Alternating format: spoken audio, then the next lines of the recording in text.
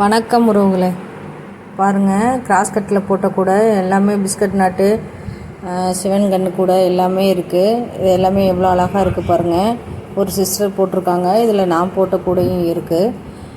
பூஜை கூடையெல்லாம் இருக்குது. பூஜை கூடையில் புதுசாக ஒன்று ட்ரை பண்ணேன். ஆனால் அதுக்குள்ளே சேல் ஆயிடுச்சு. நான் போடலாம் அப்படின்னு வைக்கிறதுக்குள்ளே அதனால் அந்த கூட போட முடியல. பூசணிக்காய் கூடையில் ஏன்னா யாரும் இந்த மாதிரி போடலை.